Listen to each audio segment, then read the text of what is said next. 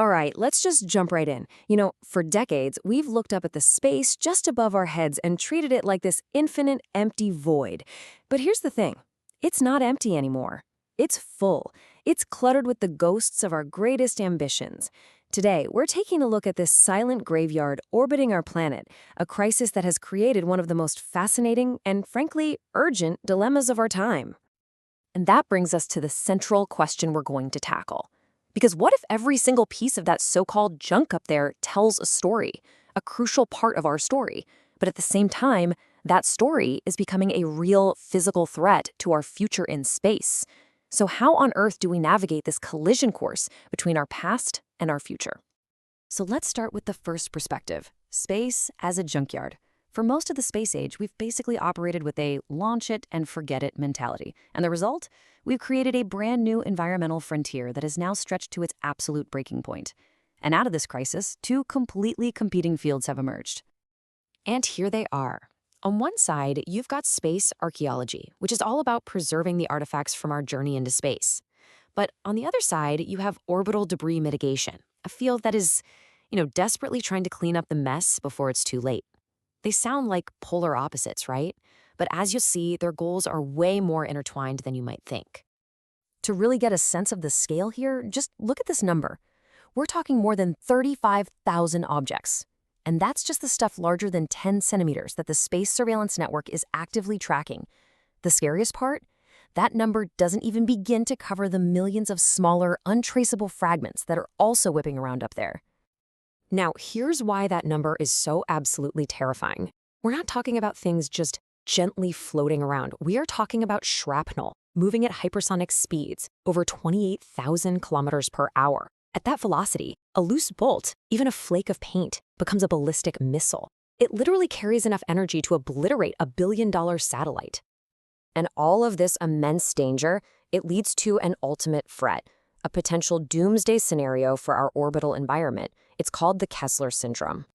So way back in 1978, a NASA scientist named Donald Kessler had this incredible insight. He theorized that at a certain point, the orbital junkyard could become self-perpetuating. The debris field gets so dense that collisions just start happening on their own, which creates even more debris, which then causes, you guessed it, more collisions. It's a chain reaction, a tipping point that we really don't want to cross. And this is a perfect illustration of how it would work. It just starts with one collision. But that one impact shatters those objects into thousands of new pieces. All those new fragments then dramatically raise the odds of hitting something else. And once that starts happening over and over, you get a chain reaction that could effectively wrap our planet in an impenetrable wall of shrapnel. And if you're sitting there thinking, okay, this sounds like science fiction, well, it's not. In 2009, it happened. A defunct Russian military satellite smashed right into an active Iridium communications satellite. That single event created thousands of new trackable pieces of debris, proving that the Kessler Syndrome isn't just some abstract theory. It is a clear and present danger. But now, we are going to completely flip the script. What if that junkyard isn't really a junkyard at all? What if what we've actually been talking about is the world's largest, highest, and maybe most significant museum? And this is the absolute core idea of space archaeology. This field argues that these defunct satellites, these spent rocket boosters, even tools accidentally dropped by astronauts, they're priceless. They are the technological fossils that tell the incredible story of humanity's very first leap off the planet. I mean, just take Vanguard 1. Launched way back in 1958, it's the oldest human-made object still orbiting Earth. It's this tiny little sphere, it's been silent for decades, but it's a monument to an entire era of human history. It represents the dawn of the space age, the start of solar power. Is that really something we can just write off as junk? This timeline really puts it all into perspective, doesn't it? You can see the birth of these incredible artifacts like Vanguard 1, then the moment we theoretically understood the danger they pose, followed by the real-world proof of that danger. And now, today, we have this explosion of new megaconstellations that's making the problem exponentially worse. So, this brings us right to the heart of the conflict.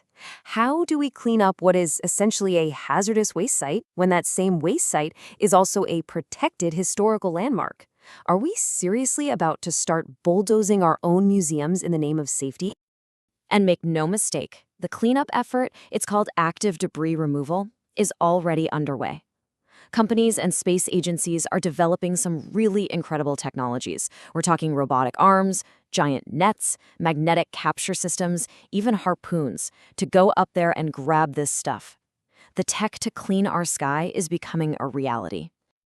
But this raises the most difficult question of all. If a private company is building a garbage truck for space, who gets to make the call? Who decides that a 1970s Soviet spy satellite is just a hazard and not a priceless primary source for future historians? There are no easy answers here. Not at all.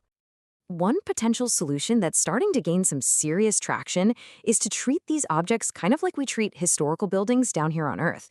The idea is to create an orbital heritage registry that would officially catalog culturally significant artifacts, essentially marking them as off-limits to cleanup crews.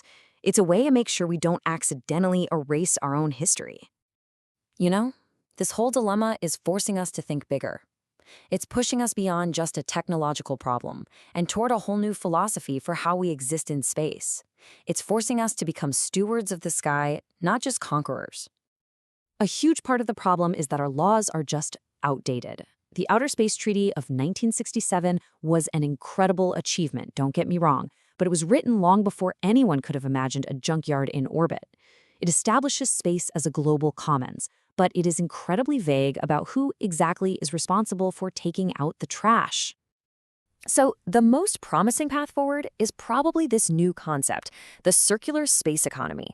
Instead of launching disposable tech, we need to start designing spacecraft for their entire life cycle. I mean, imagine satellites that can be refueled, repaired, or even recycled right there in orbit.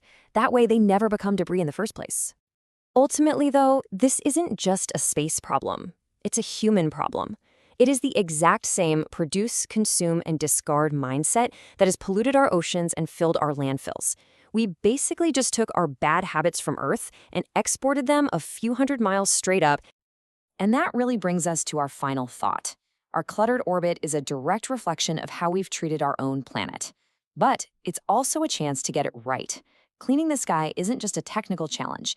It's an act of respect for our past and a promise of a safer future for everyone who comes after us. The real question is, are we ready to finally become better stewards?